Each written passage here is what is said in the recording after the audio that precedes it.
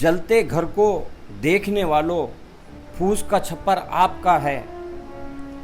आग के पीछे तेज हवा है, आगे मुकद्दर आपका है। उसके कत में मैं भी चुप था, मेरा नंबर अब आया। मेरे कत में आप भी चुप हो, अगला नंबर आपका है।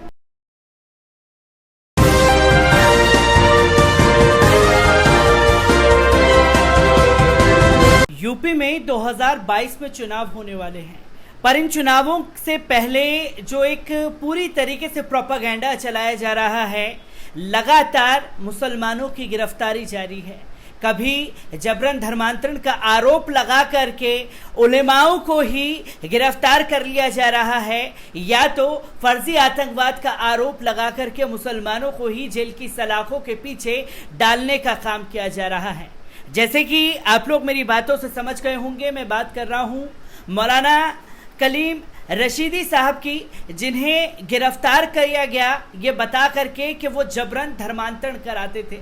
उनके करीबियों से लगातार मैं जानने की कोशिश कर रहा हूं, और जो मौलाना कलीम साहब को नज़दीकियों से जानते हैं उनका क्या कुछ कहना है पूरे मामले पर, एक बार इस पर भी नज़र डालते हैं। क्योंकि आज मैं संभल में मौजूद हूं और संभल में मेरे साथ मौजूद हैं डॉक्टर रशीद अनवर साहब। रशीद साहब, जिस तरीके से डॉक्टर कलीम साहब की, मौलाना कलीम साहब को लेकर के तस्वीरें UPATS द्वारा दिखाई गई हैं, उसे किस तरीके से देख रहे हैं और कितना उनके दावों में ये सच्चाई आपको दिखती है?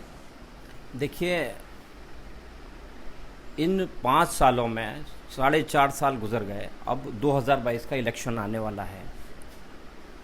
ये इलेक्शन की धार को बनाने के लिए बीजेपी का एक एजेंडा है कि हिंदू मुस्लिम करवाइए और इलेक्शन जीतिए। देखिए, जहाँ तक उलमाओं का सवाल है, उलमा जितने भी हैं उन्होंने कुर्बानियाँ दी हैं इस देश के लिए। लाखों उलमा ने, लाखों मुसलमानों ने इस देश की आज़ादी के लिए अपनी कुर्बानियाँ दी हैं, अपनी जानें इस पर कुर्बान की हैं। क्या उस आज़ादी के उस खून को हम भुला देंगे? आज वो सारी जो हमारा खून हमने हिंदुस्तान के लिए दिया था, उसको आज फरामोश किया जा रहा है। ऐसा क्यों? जितना खून मुसलमानों ने और ख़ास करके उलमा ने इस जंग आज़ादी में अपना कुर्बान किया है, उतना किसी ने नहीं किया। आज सिर्फ बीजेपी का एजेंडा सिर्फ ये है कि मुसलमानों को टारगेट किया जाए और स्पेशली उलमा को टारगेट किया जाए। कलीम सिद्दीकी साहब एक बहुत अच्छे इंसान हैं और हर मज़हब को अपनी प्रीच, अपनी तबलीग करने का पूरा हक़ है। ये हमारा संविधान कहता है, कॉन्स्टिट्यूशन हमारा पूरी इजाज़त देता है कि हम किसी भी मज़हब की प्रीच हम आसानी से कर सकें। जबरन धर्मांतरण सिर्फ इनका मुद्दा है, ऐसा कुछ नहीं है। हर आदमी आज़ाद है, हर आदमी को अल्लाह ने अक़ल दी है।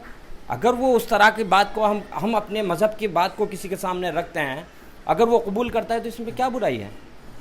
तो जबरन धर्मांतरण तो सिर्फ एक बीजेपी का मुद्दा है। असल में ये मुद्दों से अलग जा कर के उनको, क्योंकि इनके पास कोई विकास का मुद्दा नहीं है, तो इसलिए ये उन मुद्दों को बुला करके ये धर्मांतरण और लव जिहाद, ये ऐसे मुद्दे ला करके और ज़बरदस्ती कर रहे हैं। डॉक्टर साहब, इसी के साथ साथ मैं ये क्वेश्चन लेना चाहूँगा, क्योंकि ये तो बात हुई कि जो भारतीय जनता पार्टी का एक नफ़रत का, सियासत का दौर है, वो तो देख ही रहे हैं, पर मौलाना कलीम साहब को लेकर के मुस्लिम समुदाय में भी खामोशी नज़र आ रही है। जो हमारे बड़े बड़े उलेमा हैं, रहबर हैं, वो कहीं ना कहीं खामोश बैठे हुए हैं। इसे किस तरीके से देखते हैं, और ये खामोशी अगर ज़्यादा दिन तक रही तो क्या ज़्यादा नुकसान नहीं उठाना पड़ेगा समुदाय को? देखिए, इसमें कोई शक नहीं है, आज सारी उम्मत मुस्लिमा, जो हिंदुस्तान के स्पेशली जो मुसलमान हैं, वो चुप हैं। या तो उनके अंदर खौफ है, मैं समझता हूँ, या फिर कोई ना कोई ऐसी वजूहात हैं कि जिसकी वजह से वो डर रहे हैं। और ख़ास करके मैं कहता हूँ कि जो हमारे सियासी रहनुमा हैं और मजहबी रहनुमा हैं, वो बहुत चुप हैं और उनकी चुप्पी इस कौम को बहुत बड़ा नुकसान दे रही है। अगर हमारे सियासी रहनुमा, हमारे मजहबी रहनुमा अगर इसके ख़िलाफ़ आवाज़ उठाएं, तो मैं समझता हूँ कि यूपी गवर्नमेंट फिर इसके ख़िलाफ़ कोई बात कर नहीं पाएगी। यूपी गवर्नमेंट इसके खिलाफ कोई बात कर नहीं पाएगी, क्योंकि हमने लगातार ये भी देखा है कि जब जब मुद्दा आता है, क्योंकि ये बात सिर्फ मौलाना कलीम की नहीं है, इससे पहले आजम खान को भूमाफिया बता दिया गया, डॉक्टर उमर गौतम के ऊपर इसी तरीके के आरोप लगाए गए, और जो पढ़ने लिखने वाले बच्चे हैं उन्हें आतंकवाद के आरोप में जेल की सलाखों के पीछे डाला जा रहा है। इवन अभी बात की जाए तो कानपुर से कुछ लोगों की गिरफ्तारी होती है जो कि ई रिक्शा चलाता है, उसे ही आतंकवादी बना करके पेश किया गया है।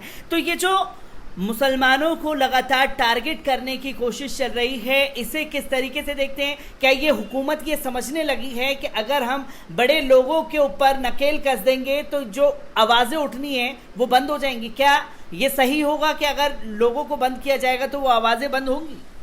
देखिए, किसी को बंद करके ये किसी की आवाज़ तो नहीं बंद कर सकते, लेकिन हाँ ये ज़रूर है कि मुस्लिम जो बड़े बड़े प्रोमिनेंट हस्तियां हैं उनको टारगेट करके ये दिखाना चाहते हैं कि अवाम में खौफ जारी हो जाए, और उसमें ये पूरी तरह से कामयाब हैं। आज कोई विपक्ष की पार्टी हो, चाहे हमारे रहनुमा हो, चाहे हमारे मजहबी रहनुमा हो, इस मुद्दे पर बोलने को तैयार नहीं है, वो खुद डर रहे हैं।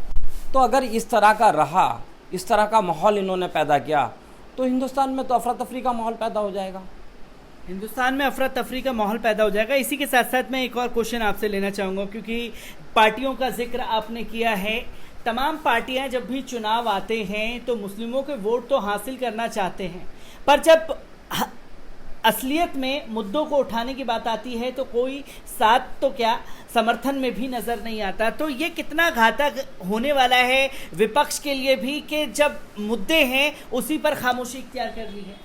देखिए, आज एक माहौल ऐसा क्रिएट कर दिया है बीजेपी ने कि अगर कोई पार्टी मुसलमानों की आवाज़ को उठाएगी तो उन्हें लगता है कि शायद हमारा जो हिंदू वोट बैंक है वो चला जाएगा, जबकि ऐसा नहीं है। देखिए, मैं ये कहना चाहता हूँ, स्पेशली जो अपोजिशन है हिंदुस्तान की, उनको कहना चाहता हूँ कि इंसानियत बहुत बड़ी चीज़ है। इंसानियत के नाते आप अगर मुसलमानों पर जुल्म हो रहा है तो उसकी आवाज़ को उठाइए। आप ये मत देखिए ये सब अल्लाह के इख्तियार में है, वो चाहे जिसको हुकूमत दे, चाहे जिससे हुकूमत छीन ले। आज अगर मोदी जी को प्राइम मिनिस्टर बनाया है तो ये भी अल्लाह ताला की तरफ से है, या योगी जी सीएम है तो ये भी अल्लाह के हुक्म से हैं। बिना अल्लाह के हुक्म के कुछ नहीं हो सकता। ये डर हमें और हमारे उलमा को, हमारे रहनुमाओं को अपने दिलों से निकालना होगा। हम अल्लाह के मानने वाले हैं और अल्लाह जो चाहता है वो करता है। आज वक्त है इनका, ठीक है, हुकूमत है तो ये मुसलमानों को परेशान कर रहे हैं, मुसलमानों को टारगेट कर रहे हैं। इनका सिर्फ मकसद, बीजेपी का मकसद सिर्फ और सिर्फ सत्ता हथियाना है। वो चाहे मुसलमानों को तंग करके हो, मुसलमानों को आतंकवाद बना करके हो, या मस्जिदों को शहीद करके हो, तो ये तो सिर्फ सत्ता हासिल करना चाहते हैं। जो इनके मुद्दे हैं उनसे बिल्कुल हट कर के बात करते हैं। वो जानते हैं कि आज अगर हम इन मुद्दों पर बात करेंगे तो हमारी पार्टी हार जाएगी, हमारी पार्टी हार जाएगी। इससे पहले जब इंटरव्यू से शुरू होने से पहले आपने एक शेर भी लिखा है जो लगातार जो है कहीं ना कहीं चोट भी करता है, क्योंकि ये अक्सर देखा गया है कि अगर किसी की गिरफ्तारी हो जाती है तो वो खामोशी अख्तियार कर लेते हैं। दूसरे वाले ये सोचते हैं हमारा नंबर तो आया नहीं है, दूसरा जेल में गया है। तो क्या कहना चाहेंगे, क्या आवाम को मैसेज देना चाहेंगे? देखिए, जलते घर को देखने वालों, फूस का छप्पर आपका है, आग के पीछे तेज़ हवा है, आगे मुकद्दर आपका है। उसके क़त में मैं भी चुप था, मेरा नंबर अब आया, मेरे क़त में आप भी चुप हो, अगला नंबर आपका है। तो ये जो शेर है ना, ये तर्जुमानी कर रहा है हमारी कौम की, हमारे मुस्लिम कौम की ये तर्जुमानी कर रहा है कि आज हम कलीम सिद्दीकी साहब को गिरफ़्तार किया गया है, कल हो सकता है डॉक्टर रशीद को भी गिरफ़्तार किया जाए, हो सकता है कि मौलाना नफ़ीस अख्तर साहब को भी गिरफ़्तार किया जाए, या दीगर उलमा को गिरफ़्तार किया जाए। तो इसके लिए हमें एक स्ट्रेटजी बनानी पड़ेगी कि किसी तरह का भी कोई जुल्म, ज़्यादती हम कतई बर्दाश्त नहीं करेंगे, चाहे उसके लिए हमें अपनी कुर्बानी देनी पड़े। तो मैं सारे उलमा से, स्पेशली कौम के रहनुमाओं से मैं ये अपील करना चाहता हूँ कि ये जो फालतू की गिरफ़्तारियाँ और उलमा को ये परेशान किया जा रहा है, इस पर गौर व फिक्र करें और इसके लिए आवाज़ उठाएं। इसके लिए आवाज़ उठाने की ज़रूरत है। डॉक्टर रशीद अनवर साहब संभल से मेरे साथ मौजूद थे। मौलाना कलीम साहब को लेकर के जिस तरीके की तस्वीर दिखाने की कोशिश की जा रही है। असल में वो तस्वीर है नहीं, क्योंकि कहीं ना कहीं चुनाव करीब हैं तो मुस्लिम समुदाय को रडार पर रखना है, जिससे वोटों को बांटा जा सके और अपनी सियासत दोबारा से चमकाई जा सके।